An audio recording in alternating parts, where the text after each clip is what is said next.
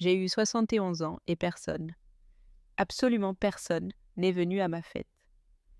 Pendant que je pleurais seule devant un gâteau qui ne serait jamais mangé, mes 2 filles trinquaient au champagne dans les Alpes suisses. Le lendemain, alors que je nettoyais les ballons dégonflés et les assiettes intactes, 2 avocates ont frappé à ma porte avec des documents qui allaient en changer ma vie pour toujours. Ce que j'ai découvert ce jour-là était si choquant que j'ai encore du mal à y croire. Je m'appelle Geneviève, j'ai 71 ans, et jusqu'à ce moment, je pensais être une femme ordinaire. Veuve depuis 3 ans. Je vis seule dans cette modeste maison où j'ai élevé Sophie et Chloé, mes 2 seules filles. Pendant des décennies, j'ai été femme au foyer. J'ai consacré chaque minute de mon existence à prendre soin d'elles, à les nourrir, les vêtir et leur donner la meilleure éducation que je pouvais me permettre. J'ai sacrifié mes rêves, mes désirs et même ma propre identité pour être la mère parfaite qu'elles méritaient. Chaque matin, je me réveille à 6 heures, je prépare mon café noir dans la même tasse en céramique blanche que j'utilise depuis 20 ans et je regarde par la fenêtre de la cuisine en espérant voir un signe de vie dans le monde extérieur. Les murs de ma maison sont remplis de photographies de Sophie et Chloé à différentes étapes de leur vie. Leurs premiers pas, leur remise de diplôme, leur mariage, leurs enfants que je vois à peine. Les nuits, quand la solitude devient insupportable, je parcours ces albums encore et encore, me remémorant des temps meilleurs où nous étions une famille unie. Sophie, ma fille aînée de 45 ans, a épousé Romain il y a 10 ans.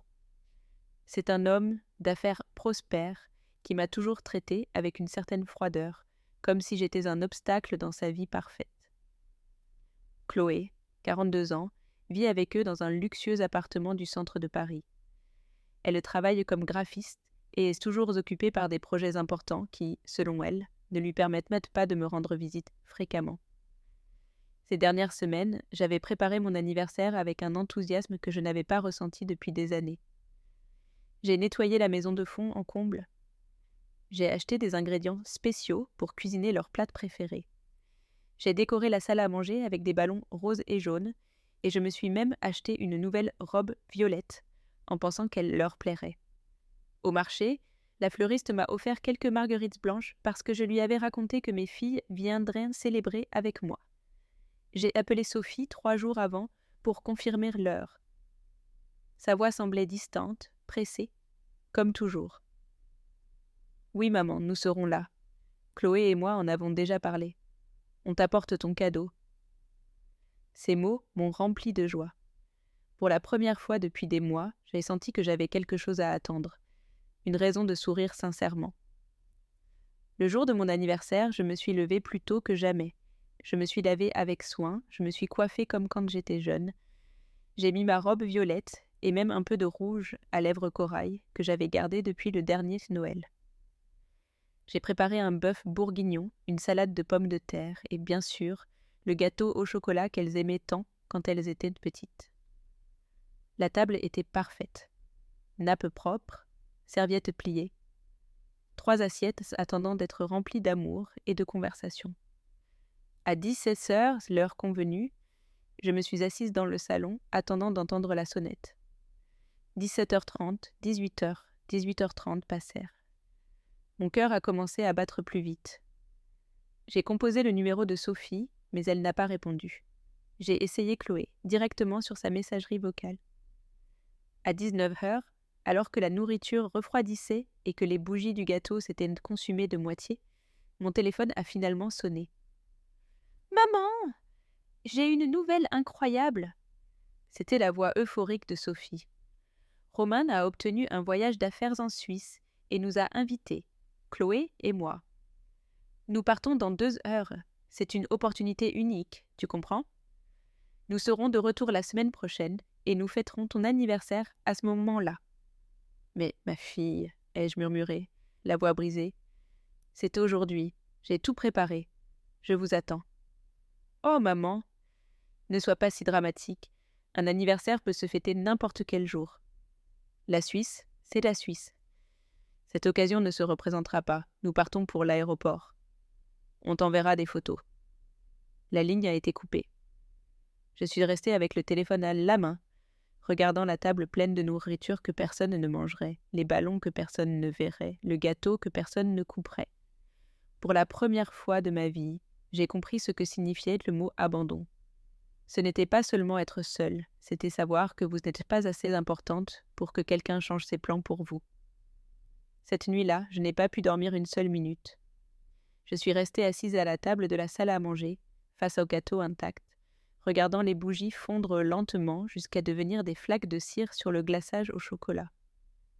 Les ballons roses et jaunes semblaient se moquer de moi, se balançant doucement avec chaque courant d'air qui entrait par la fenêtre mal fermée.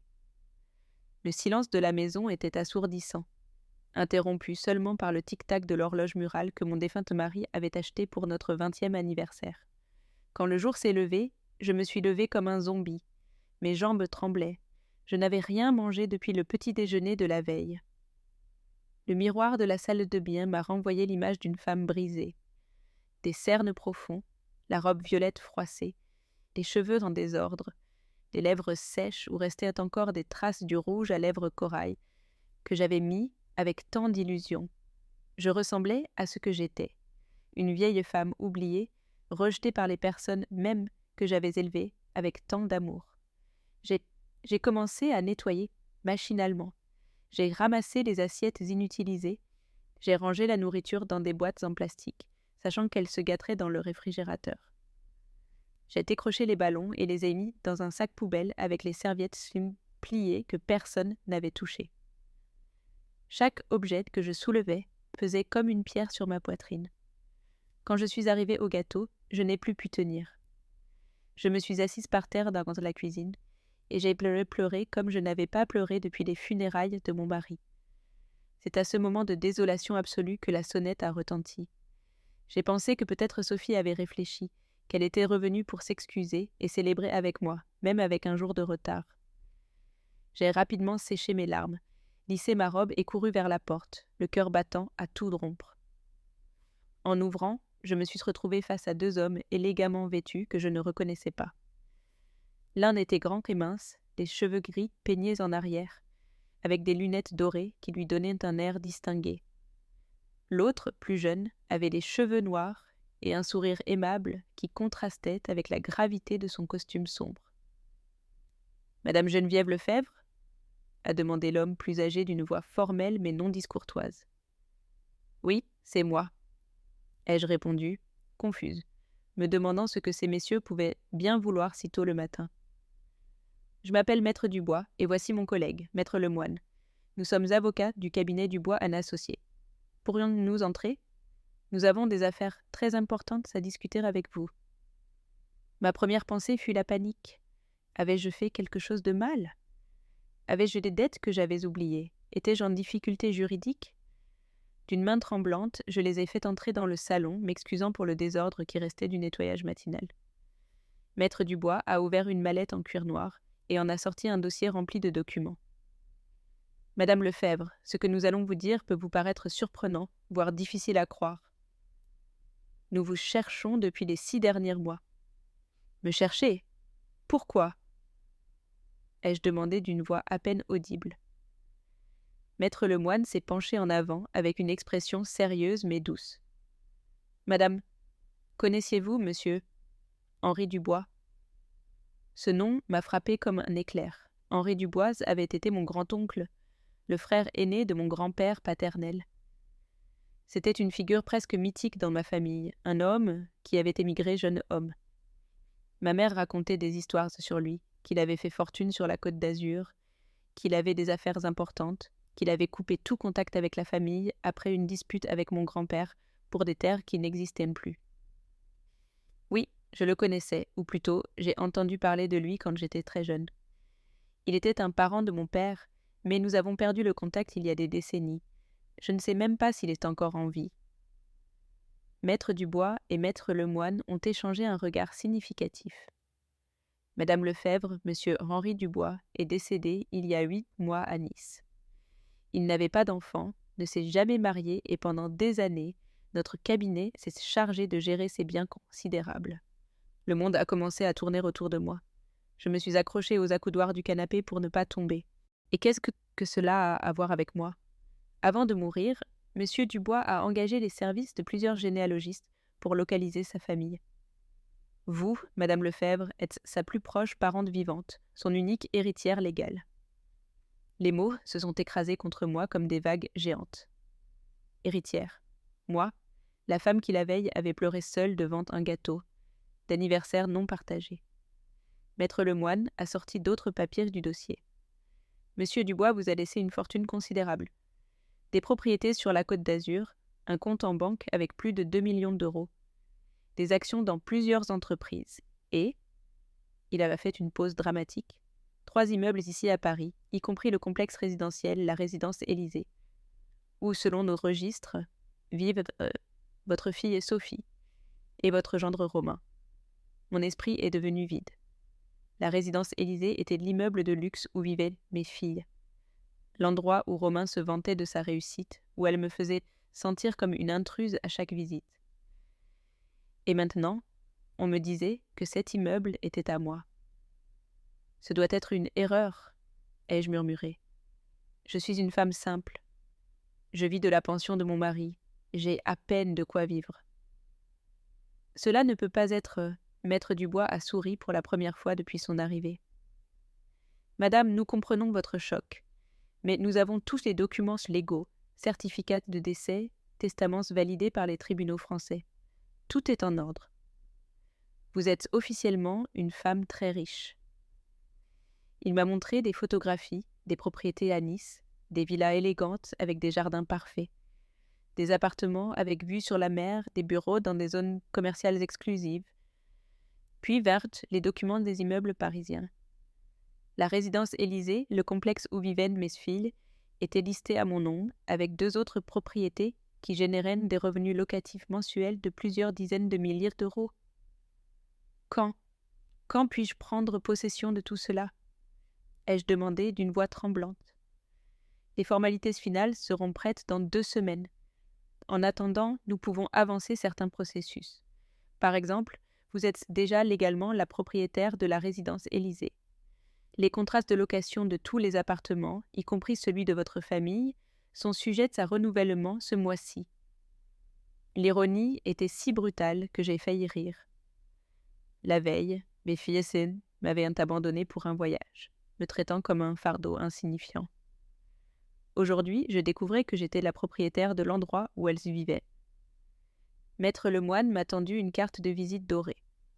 Madame Lefebvre, nous aurons besoin que vous veniez à nos bureaux demain pour signer quelques documents et recevoir les clés de vos propriétés. Nous vous assignerons également un conseiller financier pour vous aider à gérer votre nouvelle situation. Après leur départ, je suis restée assise dans le salon, tenant les papiers qui certifiaient ma nouvelle réalité. En 24 heures, j'étais passée d'une vieille femme oubliée à une millionnaire. Le destin, avec son sens de l'humour cruel et parfait, m'avait donné le pouvoir que je n'avais jamais cherché, au moment exact où j'en avais le plus besoin. Cette nuit-là, pour la première fois depuis la mort de mon mari, j'ai dormi profondément.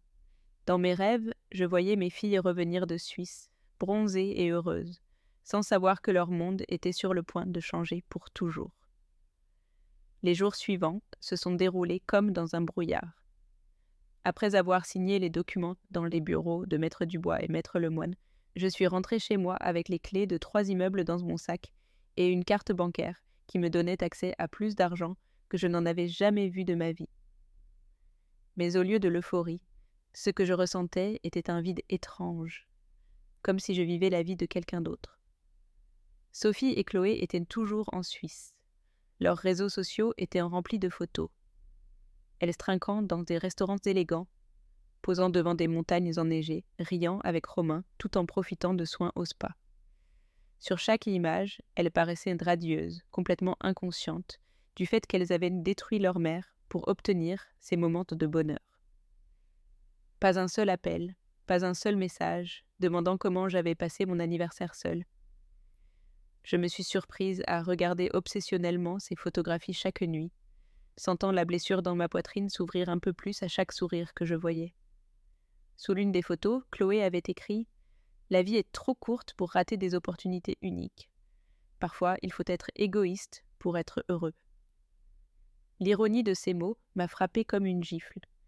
Elles avaient été égoïstes avec moi pendant des décennies, mais maintenant, elles avaient l'audace de le justifier comme une philosophie de vie. Cette semaine-là fut la plus solitaire de mon existence.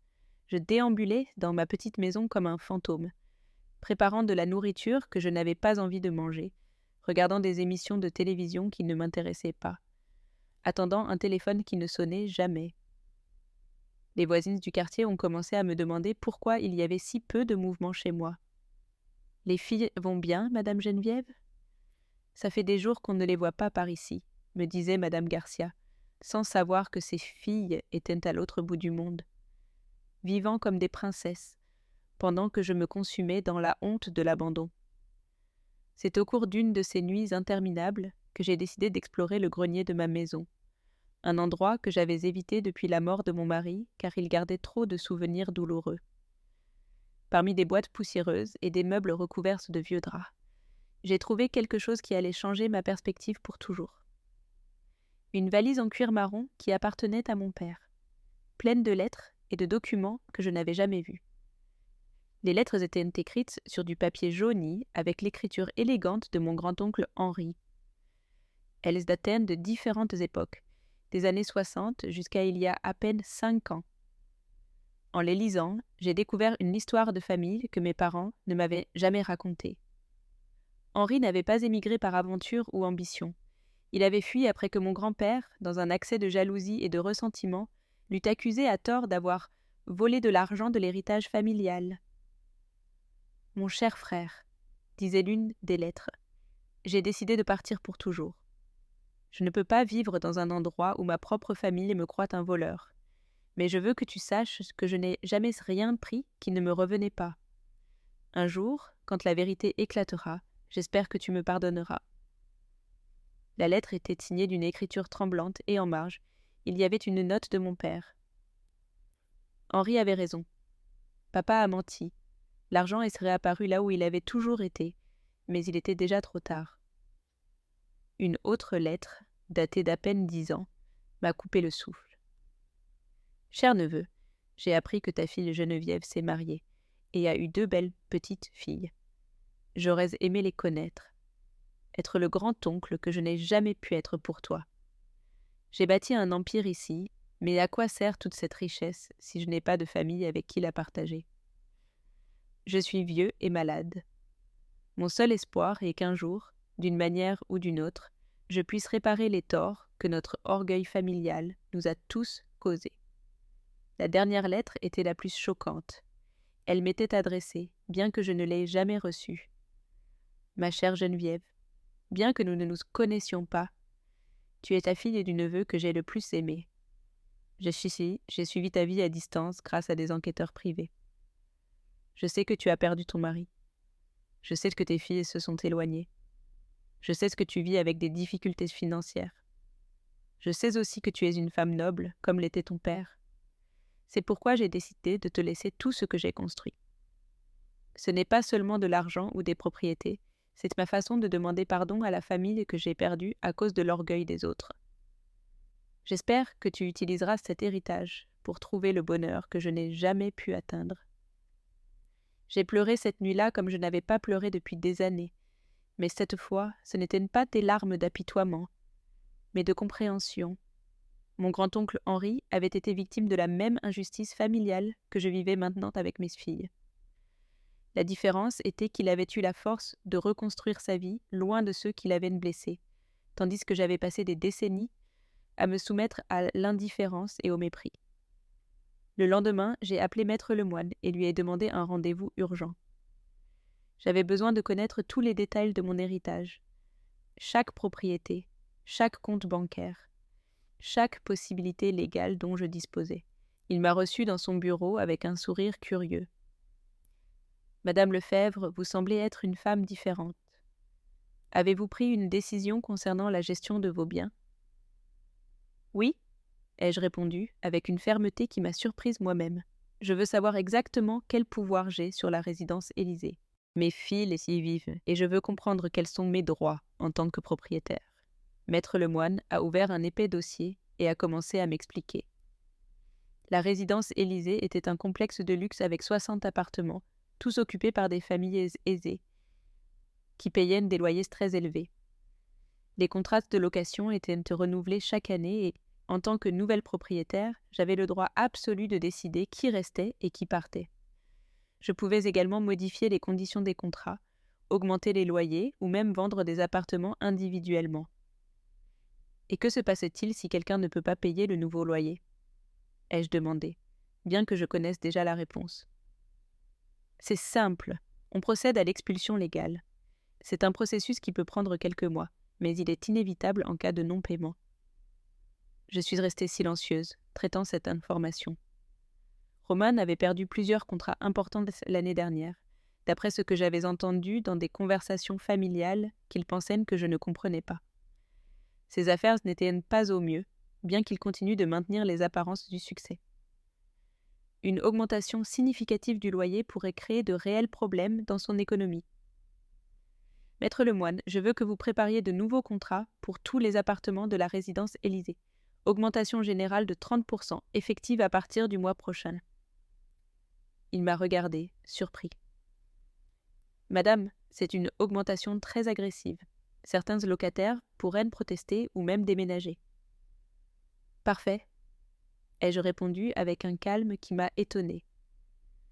Ceux qui peuvent payer resteront, ceux qui ne le peuvent pas devront chercher des alternatives.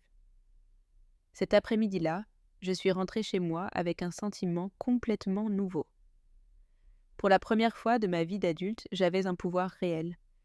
Non pas le pouvoir de crier ou de réclamer, mais le pouvoir silencieux de changer les règles du jeu.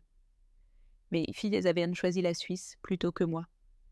Elles avaient décidé que leur mère ne valait même pas un appel d'excuse. Maintenant, elles allaient devoir faire face aux conséquences de vivre dans un monde qui ne leur appartenait plus. Ce soir-là, je me suis assise dans mon petit jardin avec une tasse de tisane à la camomille. Et j'ai regardé les étoiles. Quelque part en Europe, Sophie et Chloé dormaient dans des hôtels de luxe, sans savoir que leur vie confortable et prévisible était sur le point de basculer. Je ne ressentais ni vengeance, ni haine, ni même satisfaction. Je ressentais quelque chose de beaucoup plus puissant et tranquille. La justice. Le silence ne m'effrayait plus. Il était devenu mon allié. Une semaine après avoir envoyé les nouveaux contrats de location, les réactions ont commencé à arriver. Les téléphones de l'administration de la résidence Élysée ne cessaient de sonner. Des locataires indignés, des familles en panique, des menaces de poursuites judiciaires sans fondement légal. Maître Lemoine me tenait informé de chaque appel, chaque plainte, chaque tentative désespérée de négociation. J'écoutais ces rapports depuis ma cuisine en buvant mon café matinal, ressentant une étrange tranquillité, tandis que le monde de privilèges de mes filles commençait à s'effondrer. Sophie et Chloé sont rentrées de Suisse un mardi après-midi. Je l'ai su parce que Romain a immédiatement appelé l'administratrice de l'immeuble, criant à propos d'augmentations abusives et de droits des locataires de longue date. Sa voix semblait désespérée, rien à voir avec l'arrogance qu'il avait toujours montrée en me parlant. L'administratrice, suivant mes instructions, lui a expliqué poliment que la nouvelle propriétaire avait le droit légal absolu d'ajuster les loyers et que l'augmentation était définitive. « Nouvelle propriétaire ? Qui est la nouvelle propriétaire ?» avait crié Romain. « Je suis désolé, monsieur, cette information est confidentielle pour l'instant, mais les contrats doivent être signés avant la fin du mois. Sinon, nous procéderons aux formalités d'expulsion. » Pendant 3 jours, mon téléphone est resté silencieux. Mes filles étaient de retour en ville, confrontées à une véritable crise financière, et il ne leur est même pas venu à l'esprit d'appeler leur mère. Je suppose que dans leur esprit, j'étais toujours la même femme insignifiante qu'elles avaient abandonnée le jour de son anniversaire. Quelqu'un de trop pauvre et sans importance pour les aider avec leurs problèmes de riches. Ce fut Sophie qui rompit finalement le silence, mais pas comme je m'y attendais. Au lieu de m'appeler, elle est apparue à ma porte un vendredi soir, après la tombée de la nuit. Quand j'ai ouvert, j'ai été choquée de la voir. Elle avait des cernes profonds, les cheveux en désordre, les ongles rongés.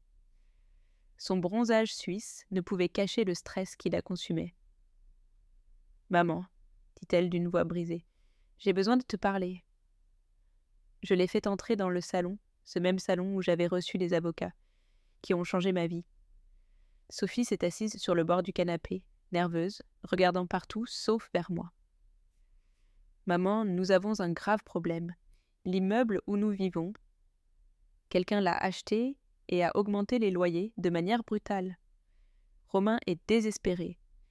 Ses affaires ne traversent pas leur meilleure période et nous ne savons pas si nous pourrons payer. » Je suis restée silencieuse, l'observant. C'était incroyable de voir comment une crise financière avait réussi ce que des années de supplication de ma part n'avaient jamais obtenu, que ma fille vienne me chercher. « Nous pensions, continua Sophie en se tordant les mains, nous pensions que peut-être tu pourrais. Eh bien, nous savons que tu n'as pas grand-chose, mais si tu pouvais nous prêter un peu d'argent, juste jusqu'à ce que Romain résolve ses problèmes de travail.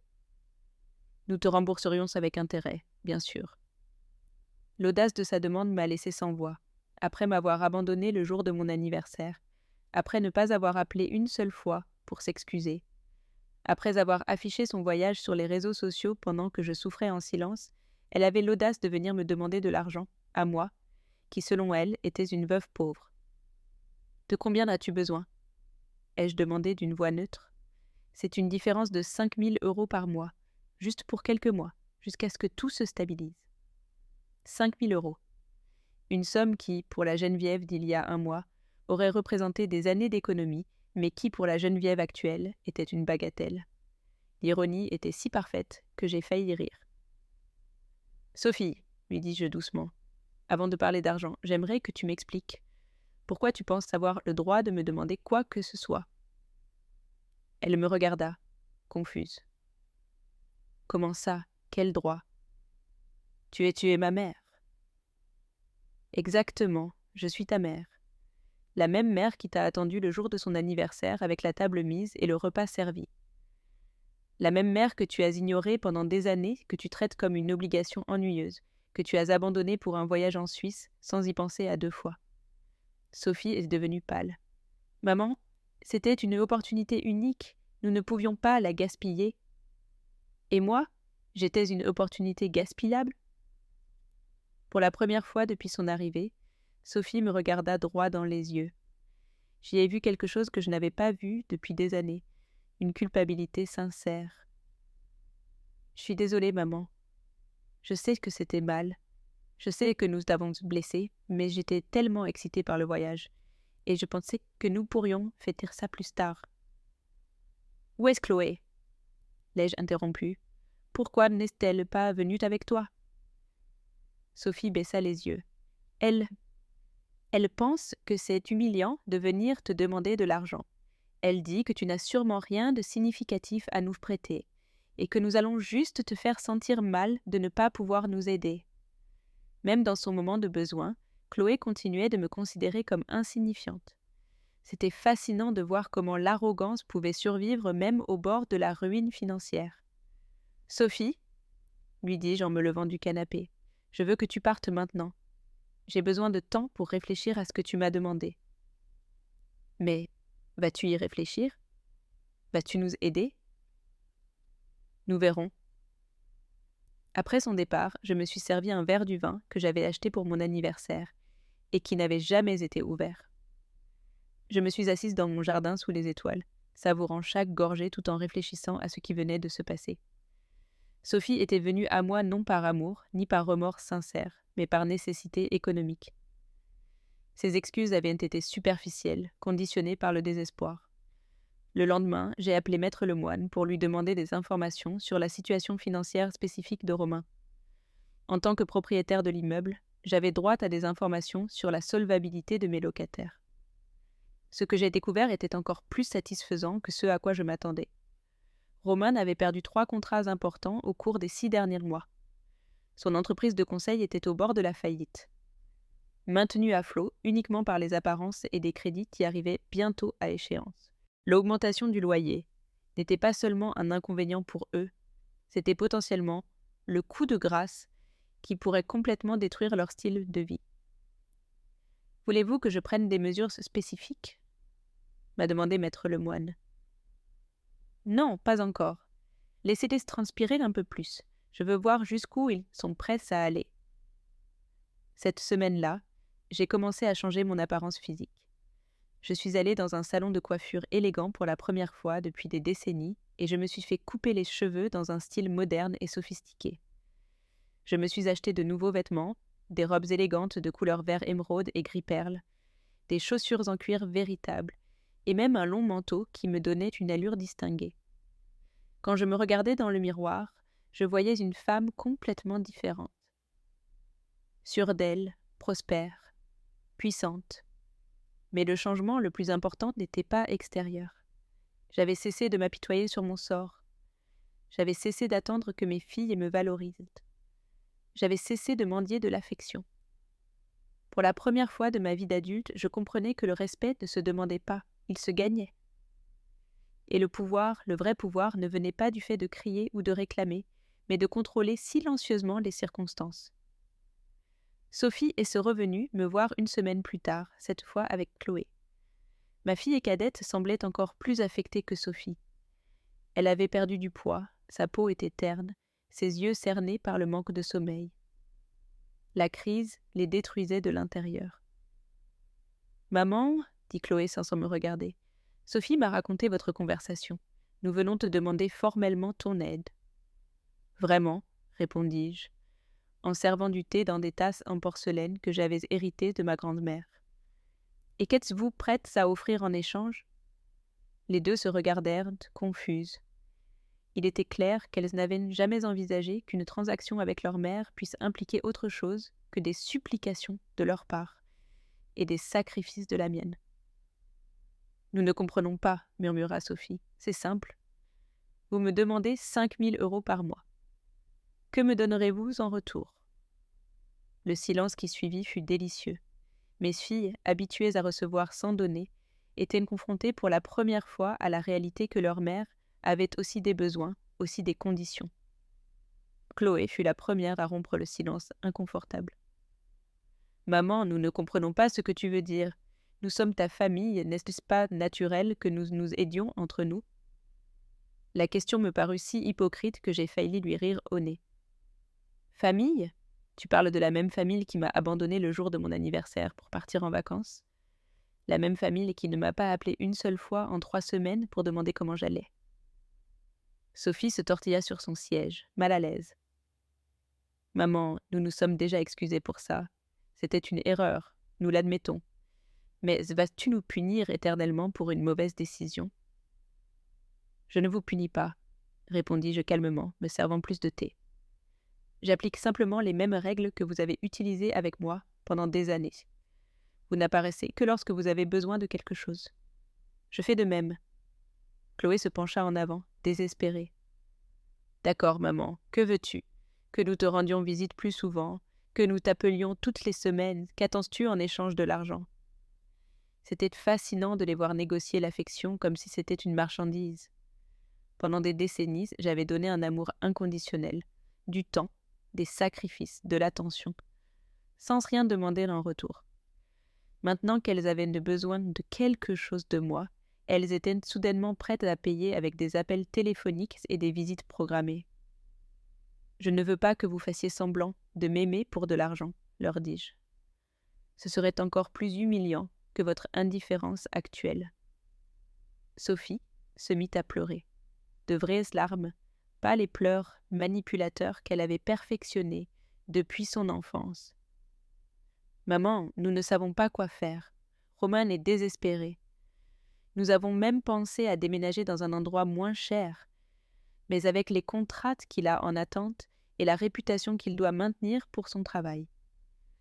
Si nous déménageons dans un quartier plus modeste, ses clients penseront qu'il est en faillite et qu'il perdra les quelques contrats qui lui restent. » « C'est un cercle vicieux, » ajouta Chloé. « Nous avons besoin de maintenir les apparences pour survivre économiquement, mais maintenir les apparences nous ruine. » Pour la première fois dans la conversation, je ressentis une pointe de compassion réelle pour elles.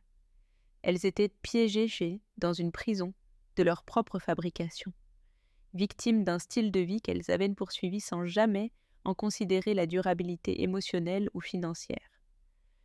Mais ma compassion n'était pas suffisante pour me faire oublier des décennies de négligence. « Les filles, leur dis-je doucement, Je vais être tout à fait honnête avec vous. Oui, j'ai de l'argent à vous prêter, mais je ne le ferai pas. » Les deux me regardèrent avec un choc absolu. « Pourquoi ?» murmura Sophie. « Parce que vous prêter de l'argent ne résoudrait pas le vrai problème. Vous devez apprendre à valoriser les gens avant que ces personnes ne disparaissent de vos vies. Vous devez comprendre que les relations familiales nécessitent un investissement émotionnel constant, pas seulement des apparitions d'urgence. » Chloé se leva, furieuse. « Alors, tu vas nous laisser perdre notre maison pour une leçon de morale ? Tu es si rancunière !»« Ce n'est pas de la rancune, » répondis-je tranquillement. « C'est de l'autopréservation. Pendant des années, j'ai attendu que vous me traitiez avec respect et affection. Pendant des années, j'ai justifié votre indifférence en me disant que vous étiez occupée, que vous aviez vos propres vies, que vous étiez des adultes indépendantes.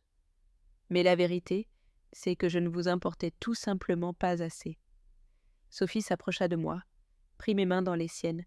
« Ce n'est pas vrai, maman. Tu nous importes. Quand m'avez-vous demandé pour la dernière fois comment je me sentais ? Quand m'avez-vous invité à déjeuner pour la dernière fois, sans que ce soit une date obligatoire comme la fête des mères ? Quand vous êtes-vous assise avec moi pour la dernière fois, simplement pour discuter, sans hâte, sans regarder la montre ?» Les deux se turent. La réponse était évidente. Pour nous toutes. « Exactement, » continuai-je. « Je n'existe pas dans votre vie quotidienne. Je n'apparais dans votre esprit que lorsque vous avez besoin de quelque chose ou lorsque le calendrier vous rappelle que vous avez une mère. » Chloé se rassit, vaincue. « Alors, que pouvons-nous faire ? Comment pouvons-nous arranger ça ? » ?»« Vous ne pouvez pas l'arranger, » leur dis-je, avec une tristesse sincère. « Certaines choses se brisent pour toujours. Les failles, vous avez eu des décennies pour construire une vraie relation avec moi, et vous avez choisi la commodité plutôt que la connexion. Maintenant que vous avez besoin de moi, vous ne pouvez pas simplement appuyer sur un bouton et prétendre que nous sommes une famille unie. » Sophie se mit à pleurer plus fort. « Mais nous sommes une famille et nous sommes ton sang. » »« Le sang ne garantit pas l'amour, » répondis-je. « L'amour se construit jour après jour, conversation après conversation, moment partagé après moment partagé. Vous avez investi dans vos carrières, dans vos mariages, dans vos amis, dans vos voyages. Vous n'avez jamais investi en moi. » Je me levai et allai vers la fenêtre, regardant le petit jardin où j'avais passé tant d'après-midi seule.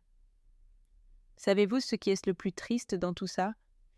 C'est que jusqu'à il y a 1 mois, j'aurais tout donné pour avoir cette conversation avec vous.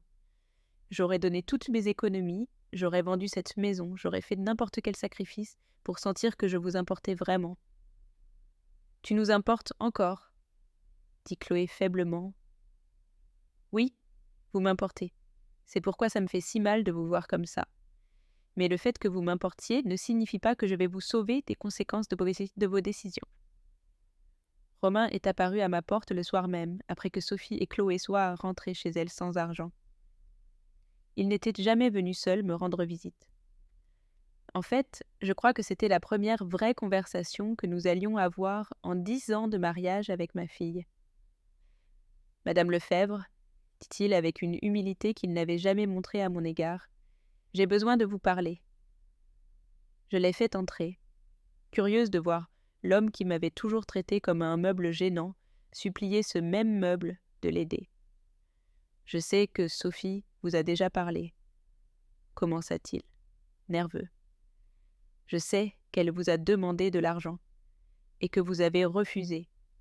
Je comprends vos raisons, je les respecte même, mais je veux vous proposer quelque chose de différent. » « Quel genre de proposition ? » ?»« Une affaire, pas un prêt, pas de la charité, une vraie affaire. » Romain ouvrit sa mallette et sortit quelques documents. « J'ai un projet de développement immobilier qui attend un financement. Il est solide, rentable, mais j'ai besoin d'un capital de départ. Si vous investissez 50 000 €, je vous garantis un retour sur investissement de 20% en 6 mois. » La proposition était pathétique à plusieurs niveaux. Premièrement, Romain n'avait aucune idée que j'étais la nouvelle propriétaire de l'immeuble où il vivait. Deuxièmement, il me proposait une affaire qui était manifestement désespérée et improvisée. Troisièmement, il continuait de me traiter comme une veuve ignorante qui pouvait être manipulée avec des promesses de gain. « Romain, lui dis-je doucement, savez-vous de combien d'argent j'ai ? » « Eh bien, pas exactement, mais Sophie a mentionné que vous aviez dit avoir de l'argent à leur prêter. Alors j'ai supposé… » « Vous avez mal supposé. Mais dites-moi, si j'avais cet argent, pourquoi ferais-je confiance à quelqu'un qui ne m'a jamais montré ni respect ni affection ?» Romain rougit. « Madame Lefebvre, je reconnais que je n'ai pas été le gendre que vous méritiez. Mais c'est différent, c'est du business. » « Et vous croyez que le business se fait sans confiance, sans relation solide ?» La conversation se poursuivit pendant 1 heure de plus, avec un Romain de plus en plus désespéré, m'offrant des pourcentages plus élevés, des garanties plus grandes, des promesses plus élaborées. C'était douloureux de le voir se détruire lentement, mais c'était aussi nécessaire. Pendant des années, il avait exercé un pouvoir sur ma famille simplement parce qu'il avait de l'argent. Maintenant, il expérimentait ce que c'était que d'être celui qui avait besoin. Quand il est finalement parti, je suis restée assise dans le salon, réfléchissant au chemin que j'avais parcouru en si peu de temps. 1 mois plus tôt, n'importe laquelle de ces conversations m'aurait brisé le cœur. Maintenant, je les observais avec la froideur de quelqu'un qui comprenait enfin les règles du jeu. Le téléphone a sonné vers minuit. C'était Sophie, pleurant hystériquement. « Maman, s'il te plaît, Romain parle de choses terribles. Il dit que nous devrons peut-être nous déclarer en faillite, que nous allons tout perdre. Il boit et crie, et j'ai peur. S'il te plaît, aide-nous. » « Sophie, lui dis-je d'une voix calme, je vais te poser une question et je veux que tu réfléchisses bien avant de répondre. Si je n'avais pas d'argent, si j'étais vraiment la veuve pauvre que vous croyez que je suis, m'appellerais-tu encore maintenant ?» Le silence à l'autre bout du fil me donna la réponse. Le silence de Sophie s'est prolongé pendant de longues secondes qui ont confirmé mes pires soupçons. Son besoin n'était pas né de l'amour filial, mais du désespoir économique. Quand elle a finalement parlé, sa voix était petite et brisée. « Maman, je ne sais pas quoi répondre à ça. Je suis confuse. J'ai peur. Tout s'écroule et tu es la seule personne vers qui je peux me tourner. » « Pas parce que tu m'aimes, lui dis-je doucement, mais parce que tu n'as plus d'autres options. » « Est-ce que c'est ce que ça a de l'importance, maintenant ? Ne peux-tu pas simplement nous aider et c'est tout ?» J'ai raccroché. Pour la première fois depuis des décennies, j'ai mis fin à une conversation avec mes filles parce que j'avais décidé qu'elle était terminée et non parce qu'elles étaient pressées de partir. Cette petite action m'a rempli d'un sentiment de pouvoir que je n'avais jamais connu. Les jours suivants furent un spectacle fascinant à observer depuis ma nouvelle position de contrôle silencieux. Maître Lemoine me tenait informé de chaque mouvement à la résidence Élysée. Romain avait visité l'administration 3 fois, criant, menaçant, suppliant. Sophie avait appelé en pleurant, demandant à parler au propriétaire anonyme, offrant de payer en plusieurs fois, promettant n'importe quoi pour éviter l'expulsion. Mais le plus révélateur furent les conversations que j'ai entendues à travers les murs fins de leur appartement. En tant que nouvelle propriétaire, j'avais fait installer un système de surveillance de sécurité qui me permettait d'entendre ce qui se passait dans les parties communes de l'immeuble. Ce que j'ai découvert m'a donné une perspective complètement nouvelle sur ma famille. « C'est de ta faute !» criait Romain à Sophie. « Ta mère a toujours été une vieille avare et misérable. Tu aurais dû mieux la manipuler, lui montrer plus d'affection avant de lui demander l'argent. » « La manipuler ? C'est ma mère, pas une banque, » répondait Sophie, mais sa voix manquait d'assurance. « Ta mère ? Une vieille aigrie qui nous déteste parce que nous réussissons. Elle a toujours été jalouse de notre style de vie. » Chloé se joignait à ces conversations avec des commentaires tout aussi révélateurs. Maman a toujours été dramatique. Elle doit prendre plaisir à nous voir souffrir. C'est sa façon de se venger de toutes les années où elle s'est sentie abandonnée. C'était fascinant d'entendre comment mes propres filles me définissaient quand elles pensaient que personne ne les écoutait. Pour elles, je n'étais pas une femme qui avait sacrifié des décennies de sa vie pour leur donner la meilleure éducation et les meilleures opportunités possibles. J'étais une avare misérable, une vieille aigrie, une dramatique jalouse. Leurs vrais sentiments à mon égard faisaient une surface sous la pression de la crise. Un après-midi, alors que je me promenais dans le centre commercial où j'avais l'habitude de faire mes courses, je suis tombée sur Madame Martinez, une voisine de la résidence Élysée que je connaissais superficiellement. Elle ne savait pas que j'étais la nouvelle propriétaire de l'immeuble. « Oh, Madame Lefebvre !» me dit-elle, en s'approchant avec une expression inquiète. « Savez-vous ce qui se passe avec vos filles ? » Tout l'immeuble parle du scandale. « Quel scandale ?» ai-je demandé en feignant l'ignorance. Le nouveau propriétaire a augmenté les loyers de manière brutale. On dit que plusieurs familles vont devoir déménager. Votre gendre Romain est comme fou. Il crie sur tout le monde, disant qu'il va porter plainte, hier. Je l'ai vu se disputer avec les concierges, les menaçant s'ils ne lui donnaient pas d'informations sur le nouveau propriétaire. Et mes filles, comment gèrent-elles la situation ? Madame Martinez baissa la voix comme si elle allait me confier un terrible secret. Madame Lefebvre, je ne veux pas me mêler des problèmes de famille, mais je les ai entendues parler très mal de vous. Elles disent que vous êtes égoïste de ne pas les aider, que vous ne les avez jamais comprises, que vous avez toujours été un fardeau dans leur vie. Chaque mot était un coup de poignard, mais aussi une confirmation de ce que je savais déjà. Mes filles non seulement ne m'aimaient pas, mais elles me méprisaient activement. Elles avaient construit un récit où j'étais la méchante de leur vie, où mes sacrifices étaient des fardeaux, où mon amour était de l'égoïsme. Et qu'en pensent les gens de l'immeuble ? Ai-je demandé. Franchement, Madame Lefebvre, la plupart d'entre nous pensent que vos filles sont des ingrates. Nous savons tous quelle bonne mère vous avez été. Les voir vous blâmer pour leurs problèmes financiers nous semble horrible. Cette conversation m'a donné la perspective extérieure dont j'avais besoin. Je n'étais pas folle, je n'étais pas injuste. Même des étrangers pouvaient voir la dynamique toxique qui avait dominé ma relation avec mes filles pendant des années. Ce soir-là, j'ai pris une décision qui allait tout changer définitivement. J'ai appelé Maître Lemoine et lui ai demandé de préparer une réunion urgente avec tous les locataires de la résidence Élysée. En tant que nouvelle propriétaire, je voulais me présenter officiellement et discuter des changements dans l'immeuble. Êtes-vous sûre, Madame Lefebvre ? Une fois que vous aurez révélé votre identité, il n'y aura plus de retour en arrière. J'en suis absolument certaine. La réunion fut programmée pour le vendredi soir dans la salle de réception de l'immeuble. Maître Lemoine envoya des notifications officielles à tous les appartements, y compris celui de Sophie et Romain. La lettre disait simplement « La nouvelle propriétaire de la résidence Élysée se présentera officiellement et discutera des changements récents. Présence obligatoire pour tous les locataires. » Pendant les jours précédant la réunion, la tension dans l'immeuble était palpable. Les couloirs étaient remplis de murmures, de spéculations, de théories sur qui pourrait être le mystérieux nouveau propriétaire qui avait causé tant de remous. Romain avait même engagé un détective privé pour tenter de découvrir l'identité du nouveau propriétaire, sans savoir que la réponse dormait chaque nuit à 20 minutes. De là, dans une modeste maison.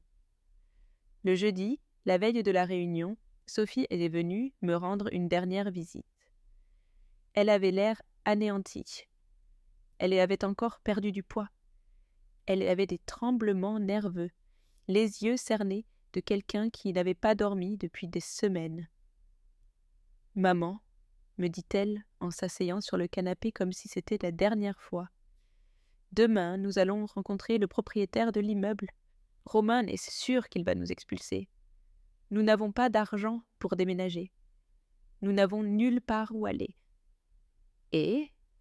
ai-je demandé sans montrer d'émotion.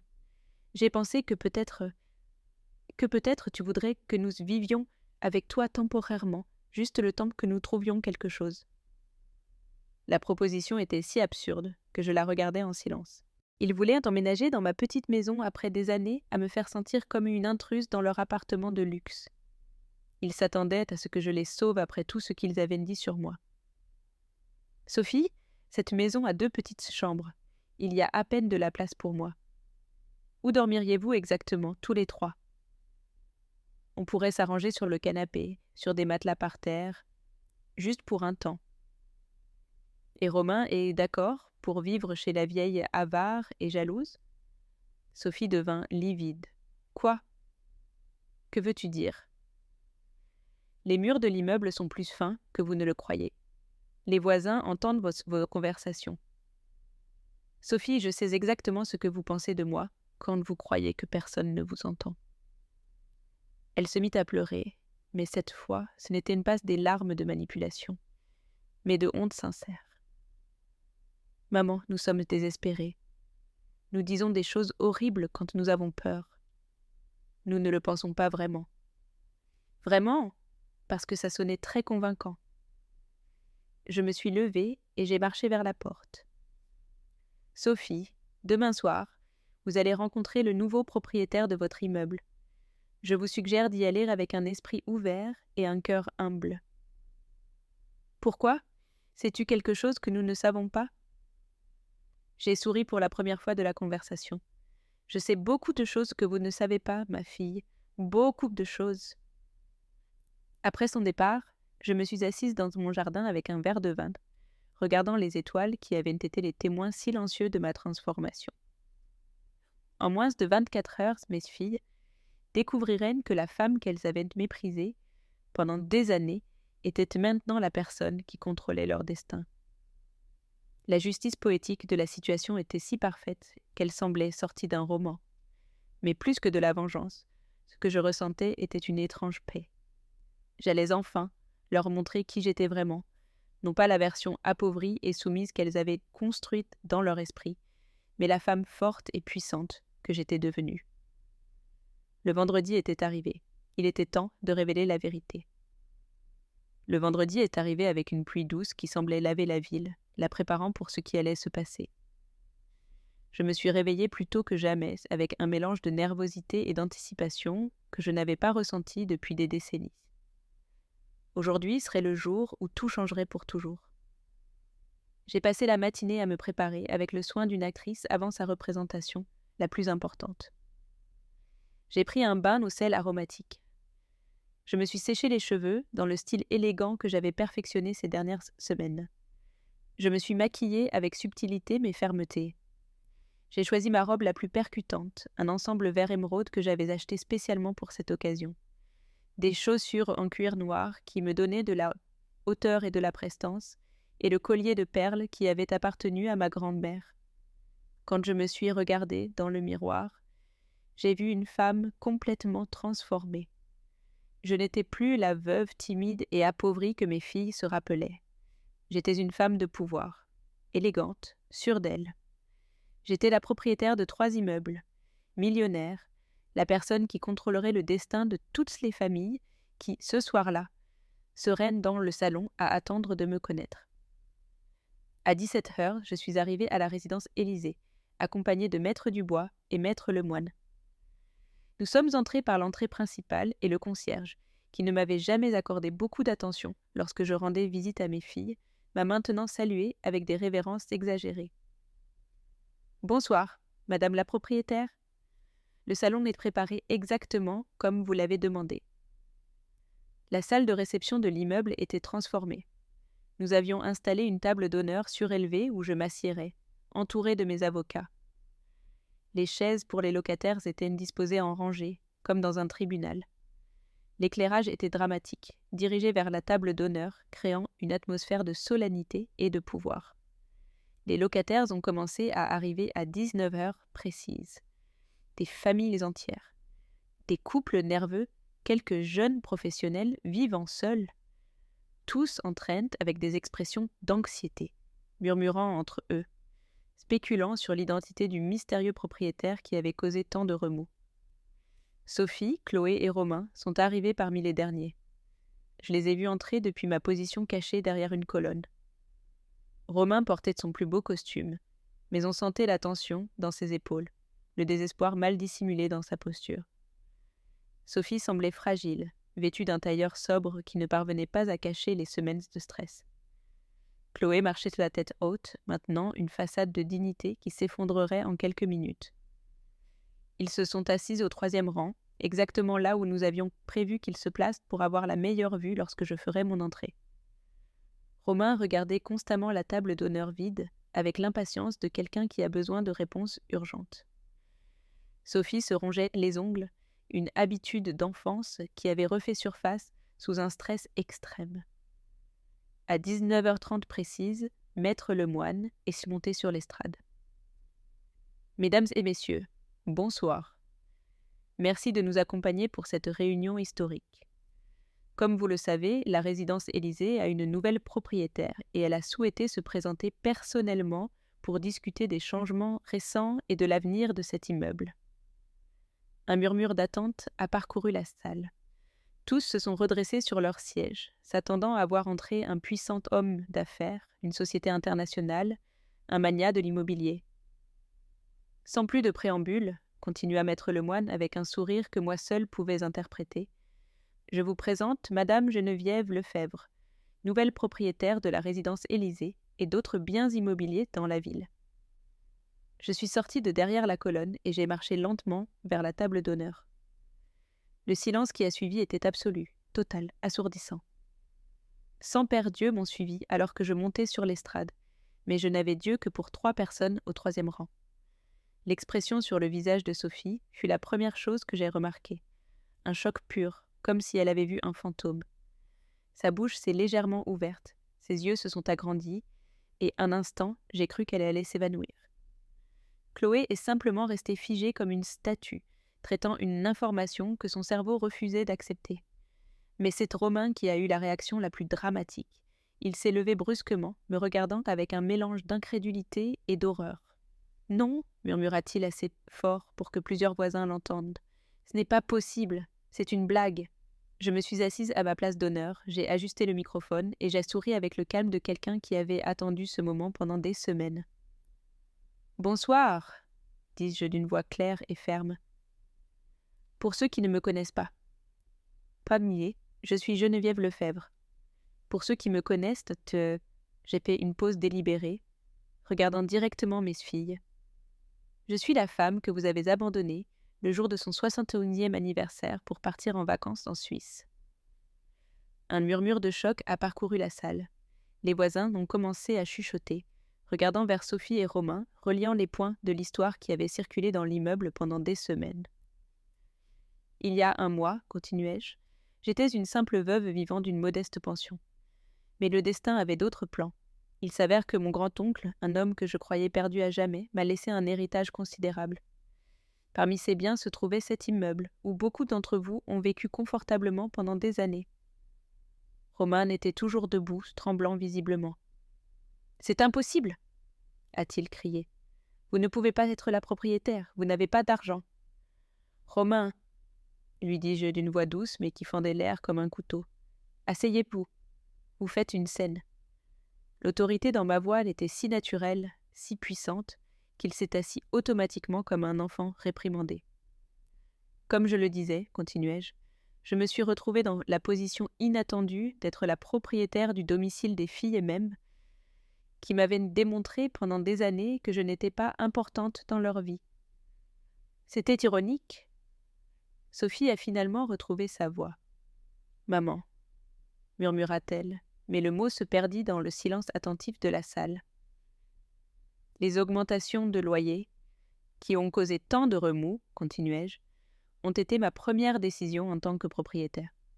Une augmentation générale de 30%. Certains l'ont qualifiée d'abusive, mais je la vois comme un ajustement nécessaire. L'affection, après tout, a aussi son prix sur le marché. Les voisins étaient complètement captivés. Ce n'était pas seulement une réunion entre propriétaires et locataires. C'était un drame familial qui se déroulait en temps réel sous leurs yeux. Pendant ces semaines, continuai-je, j'ai eu l'occasion unique d'observer comment les gens réagissent face à l'adversité. Certains locataires sont venus me parler avec respect, cherchant des solutions justes. D'autres, je regardais directement mes filles, ont estimé avoir droit à un traitement spécial basé sur des relations familiales qu'ils n'avaient jamais cultivées. Chloé est devenue aussi pâle qu'un mur. Sophie s'est mise à pleurer silencieusement. « Ma fille Sophie, dis-je, et toute la salle se tourna vers elle, est venue me demander un prêt il y a une semaine, 5 000 € par mois, pour être exact. Ce qui est curieux, c'est que pendant des années, quand j'avais besoin de compagnie, de soutien émotionnel, quand j'avais besoin de sentir que j'avais une famille qui m'aimait, elles n'avaient jamais de temps pour moi. » Roman se leva à nouveau, cette fois avec agressivité. « Assez. Vous ne pouvez pas nous humilier ainsi publiquement. C'est de la vengeance personnelle, pas du business. »« Asseyez-vous, Romain, » répétai-je, et cette fois ma voix avait un tranchant que je n'avais pas montré auparavant. « Ou retirez-vous de la salle, c'est ma propriété, et ici, on respecte mes règles. » Maître Dubois s'est approché discrètement de Romain, lui chuchotant quelque chose à l'oreille. Romain pâlit et s'assit immédiatement. Je supposais que Maître Dubois lui avait rappelé que légalement, j'avais tout à fait le droit de l'expulser, non seulement de la salle, mais de l'immeuble entier. « Maintenant, continuai-je, reprenant mon ton calme, parlons de l'avenir de la résidence Élysée. J'ai décidé de mettre en œuvre quelques changements. Premièrement, tous les contrats existants seront renouvelés selon de nouveaux termes. Deuxièmement, il y aura de nouvelles règles de vie en communauté qui favoriseront le respect mutuel entre les résidents. » J'ai fait une pause, savourant le moment. « Et troisièmement, tout locataire qui considère mes politiques comme injustes ou abusives est libre de déménager. Je ne retiendrai personne contre son gré. » Le message était clair. Restez à mes conditions ou partez. Il n'y avait pas de négociation, pas de juste milieu. « Des questions ?» ai-je demandé en regardant autour de la salle. Une dame âgée au premier rang leva timidement la main. « Madame Lefebvre, les locataires qui ont été respectueux et ponctuels dans leur paiement auront-nous une considération particulière ?» J'ai souri sincèrement pour la première fois de la soirée. Bien sûr, le respect est récompensé. Les locataires qui ont maintenu leurs paiements à jour et ont traité la propriété avec soin recevront des réductions sur leur nouveau loyer. Un soupir de soulagement a parcouru la majeure partie de la salle. « Une autre question ?» Sophie leva la main avec des mouvements tremblants. « Maman, pouvons-nous parler en privé après la réunion ?»« Non, » répondis-je fermement. « Tout ce que tu as à me dire, tu peux le dire ici, devant tout le monde. La transparence est l'une de mes nouvelles politiques. » Le silence qui suivit fut dévastateur. Sophie s'effondra sur sa chaise, vaincue. Chloé avait la tête entre les mains. Romain regardait le sol, complètement humilié. « S'il n'y a pas d'autres questions, dis-je en me levant, cette réunion est terminée. Les nouveaux contrats seront disponibles à l'administration à partir de lundi. Vous avez jusqu'à la fin du mois pour décider si vous les signez ou si vous cherchez un autre logement. » Je suis sortie de la salle avec la même élégance que celle avec laquelle j'étais entrée, laissant derrière moi 100 personnes stupéfaites et 3 membres de ma famille anéantis qui comprenaient enfin qui détenait le pouvoir réel. Après avoir quitté la salle, je me suis dirigée directement vers ma voiture sans regarder en arrière. Je pouvais entendre le murmure croissant des conversations derrière moi, des voix qui traitaient ce qu'elles venaient de voir.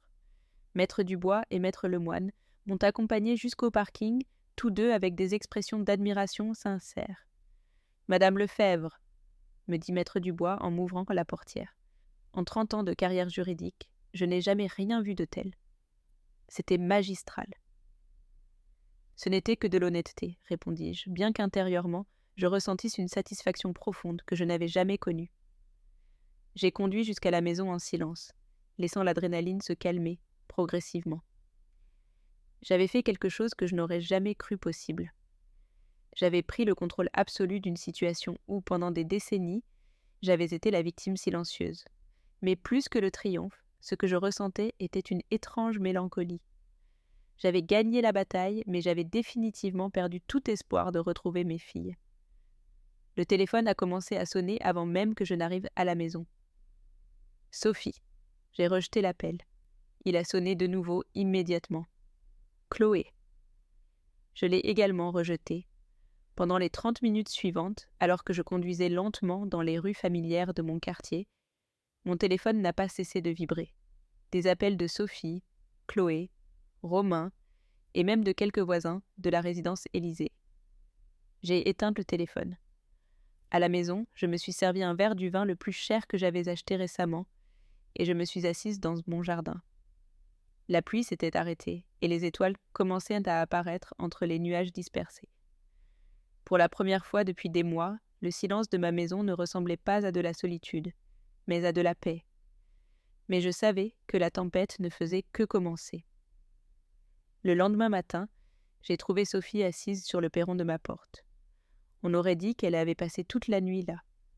Les vêtements froissés, les cheveux en désordre, les yeux rouges et gonflés.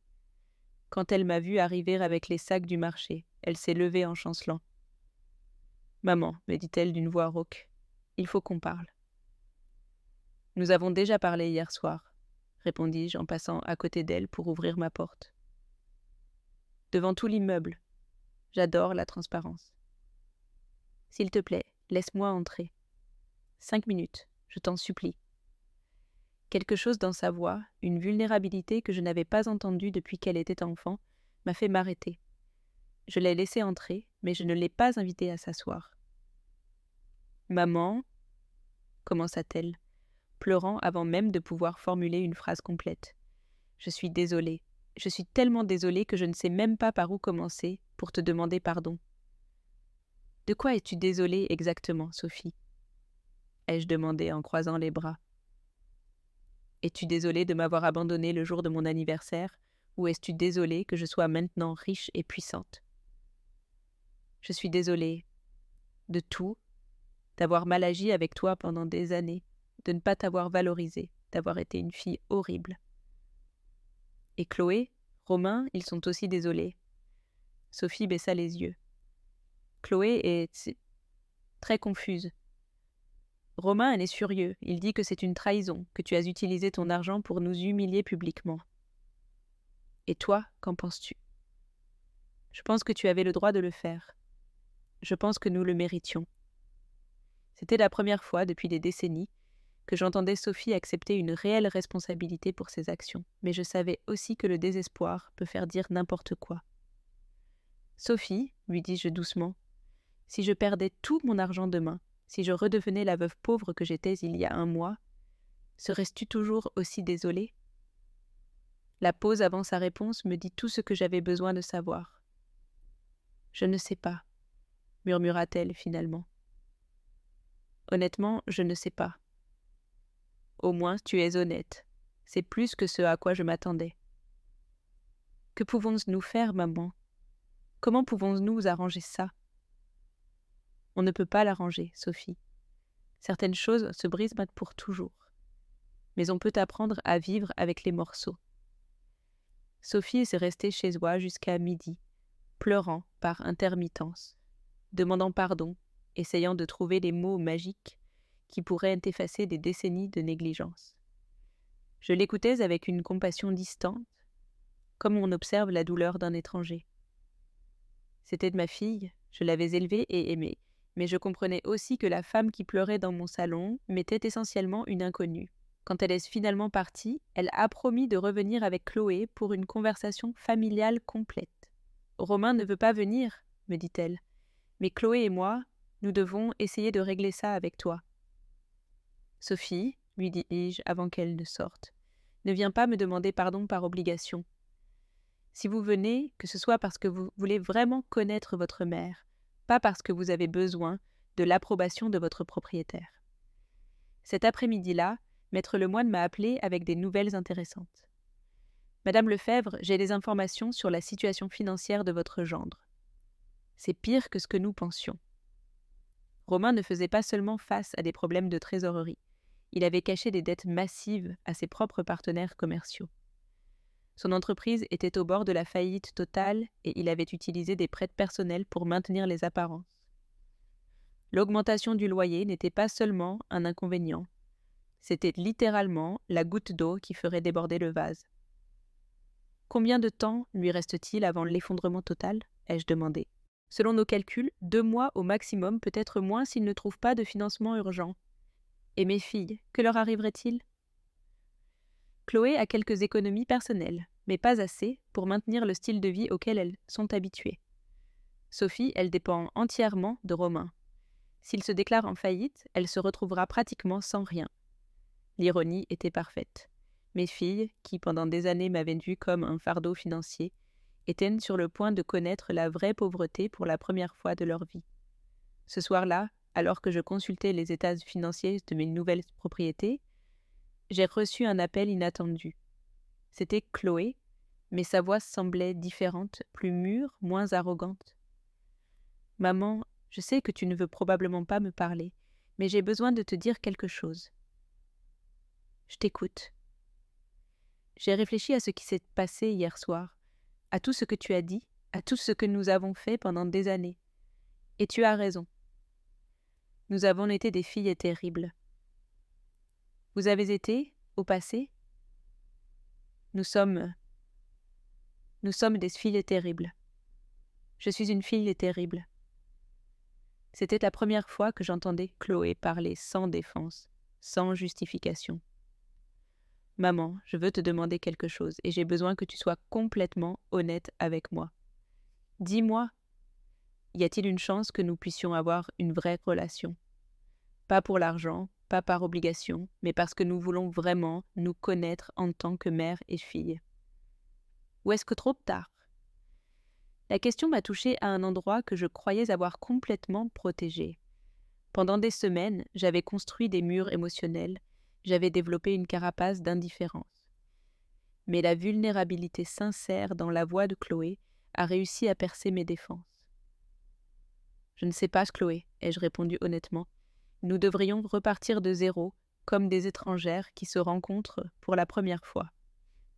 Serais-tu prête à essayer? Serais-tu prête, toi, à connaître une mère qui n'est plus la femme soumise dont tu te souviens? Une mère qui a des opinions fortes, qui ne se sacrifiera pas automatiquement pour tes besoins, qui exigera un respect mutuel. Oui, répondit-elle sans hésiter. Je crois que cette mère-là me plaît plus que la précédente. Et Sophie? Sophie veut essayer aussi. Romain, il est très en colère. Il dit que tu as trahi la famille, que tu as utilisé ton argent comme une arme. Mais Sophie et moi, nous commençons à comprendre que nous avions peut-être besoin de cette leçon. Et si Romain ne change pas d'attitude, alors Sophie devra décider ce qui est le plus important. Son mariage ou sa famille d'origine. Cette conversation a planté une graine d'espoir que je ne m'attendais pas à ressentir. Peut-être, juste peut-être, quelque chose de bon pourrait sortir de toute cette destruction. Chloé, lui dis-je avant de raccrocher, si vous voulez vraiment essayer de construire une nouvelle relation, vous devrez prouver que c'est sincère. Pas avec des mots, mais avec des actions cohérentes, pendant des mois. Je comprends. Et maman?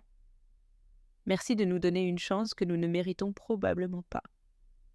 Après avoir raccroché, je suis restée assise dans l'obscurité de mon salon, traitant des émotions que je n'avais pas ressenties depuis des années. Pour la première fois depuis mon anniversaire abandonné, il y avait une petite possibilité que mes filles et moi puissions trouver un chemin vers quelque chose qui ressemble à une vraie famille.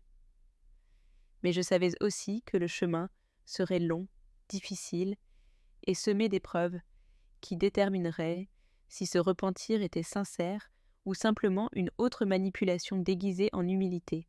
Les mois suivants furent une montagne russe émotionnelle qui mit à l'épreuve chaque fibre de mon être fraîchement renforcée.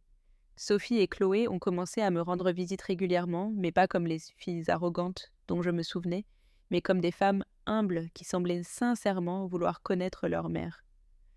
Les premières visites furent tendues, pleines de silence gênant et de conversations superficielles. Mais peu à peu, nous avons commencé à parler de choses réelles. Leurs peurs, mes rêves abandonnés, les erreurs que nous avions toutes commises. Pour la première fois depuis des décennies, mes filles me posaient des questions sur ma vie, mes sentiments, mes opinions sur des sujets qui n'avaient rien à voir avec leurs besoins. Chloé fut la première à briser complètement ses défenses.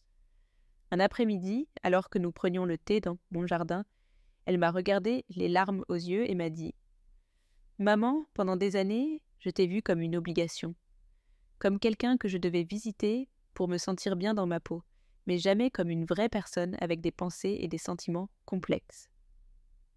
Et maintenant ? Lui ai-je demandé. Maintenant, je me rends compte que nous avons gâché des décennies.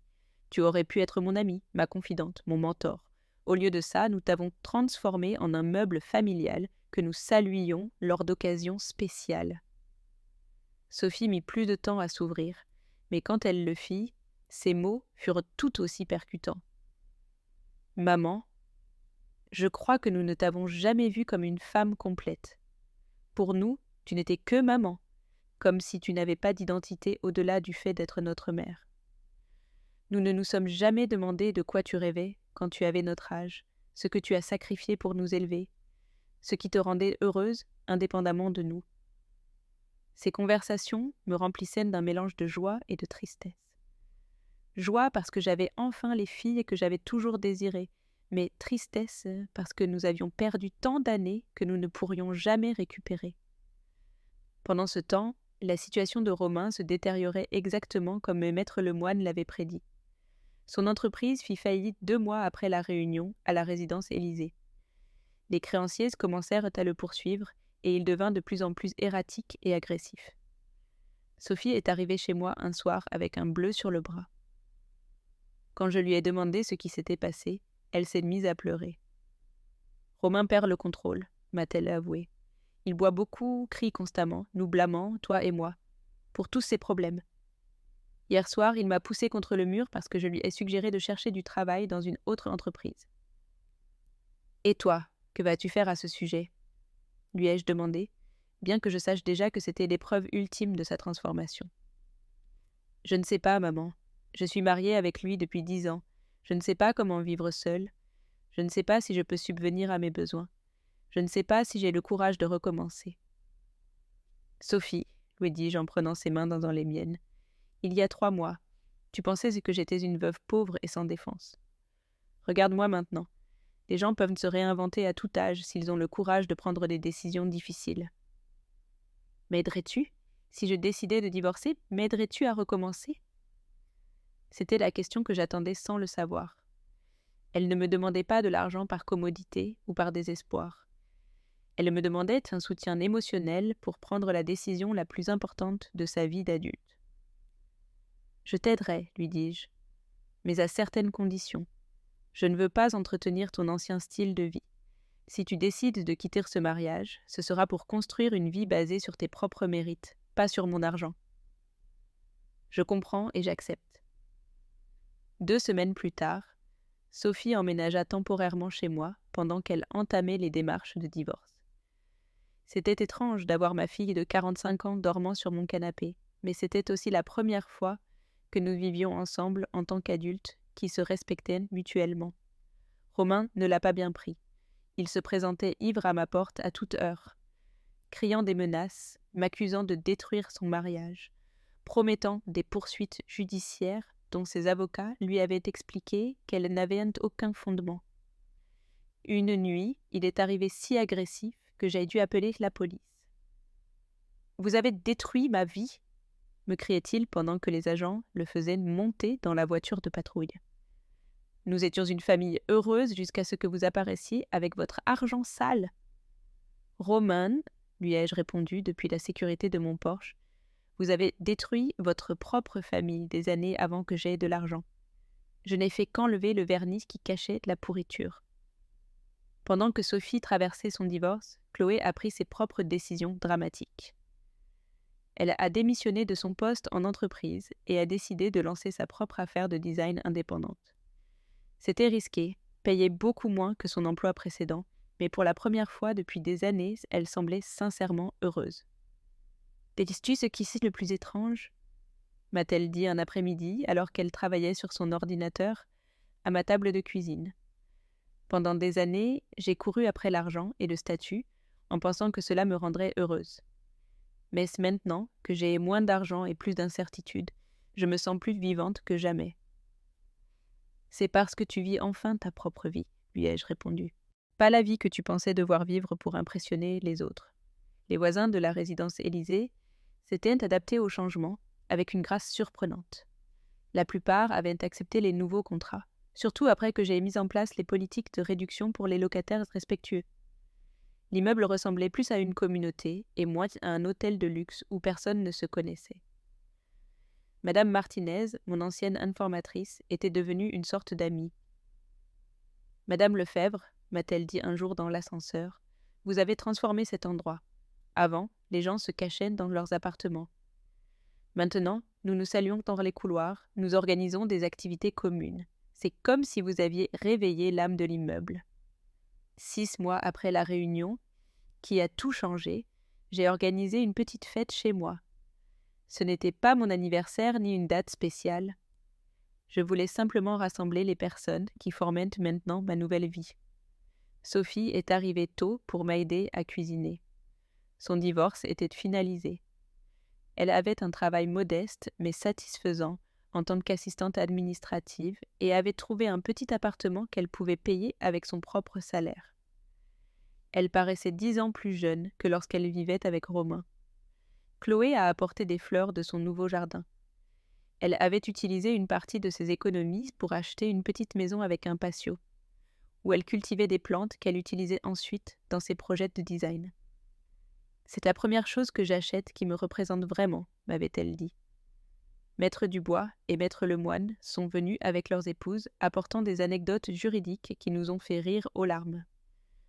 Même quelques voisins de la résidence Élysée se sont joints à nous, transformant ma modeste maison en un espace rempli de conversations authentiques et de rires sincères. Alors que j'observais ma nouvelle famille élargie interagir dans mon jardin, j'ai réfléchi au chemin extraordinaire que j'avais parcouru en moins d'1 an. J'avais commencé comme une femme invisible, rejetée par ses propres filles, pleurant seule devant un gâteau d'anniversaire. J'étais maintenant une femme respectée, financièrement indépendante, entourée de personnes qui appréciaient sincèrement sa compagnie. Mais plus important que l'argent ou le pouvoir, j'avais retrouvé quelque chose que je croyais perdu pour toujours, ma dignité. Sophie s'est approchée de moi alors que j'observais le jardin depuis la cuisine. « Maman, me dit-elle doucement, regrettes-tu parfois d'avoir pris le contrôle de la résidence Élysée, de nous avoir mis dans cette situation si difficile ? » « Non, répondis-je sans hésiter. C'était la meilleure chose que j'aurais pu faire pour nous toutes. » « Pourquoi ? » ?»« Parce qu'avant ça, nous vivions dans un mensonge. Vous faisiez semblant de m'aimer par obligation. Je faisais semblant d'être contente des miettes d'attention que vous me donniez. Maintenant, tout ce que nous avons est réel. Chloé a rejoint notre conversation. « Sais-tu ce que j'apprécie le plus dans tout ça ?» a-t-elle dit. « C'est que nous t'avons enfin connue en tant que personne. Pendant 40 ans, tu n'étais que maman. Mais maintenant, tu es Geneviève, une femme intelligente, forte, drôle, complexe. J'aime mieux cette version de toi. Et moi, j'aime mieux cette version de vous, leur ai-je répondu. Ce soir-là, après que tout le monde soit parti, je me suis assise dans mon jardin avec un verre de vin, regardant les étoiles qui avaient été témoins de ma transformation. Mon téléphone a sonné.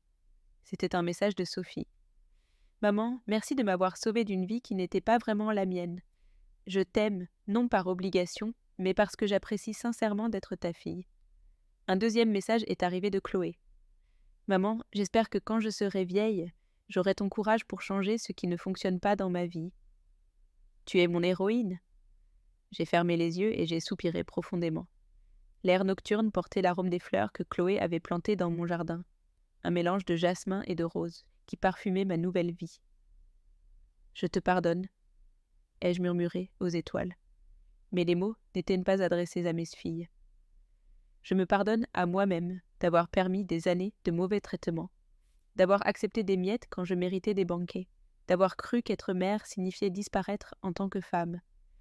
Je me suis pardonnée d'avoir eu besoin d'un héritage inattendu pour trouver ma propre valeur. Mais plus que le pardon, ce que je ressentais était de la gratitude. Gratitude envers le grand-oncle que je n'ai jamais connu, mais qui m'a donné les outils pour reconstruire ma vie. Gratitude envers le destin qui a transformé mon anniversaire, le plus douloureux, en le premier jour de ma véritable existence. À 72 ans, j'avais appris qu'il n'est jamais trop tard pour exiger le respect que l'on mérite. Jamais c'est trop tard pour se réinventer et jamais trop tard pour trouver le bonheur authentique. Mon histoire ne se terminait pas par la vengeance, mais par la justice. Pas par la haine, mais par un amour renouvelé. Elle se terminait par une femme qui avait enfin appris à se valoriser, entourée de personnes qui la valorisaient aussi. Et pour la première fois en 72 ans, c'était plus que suffisant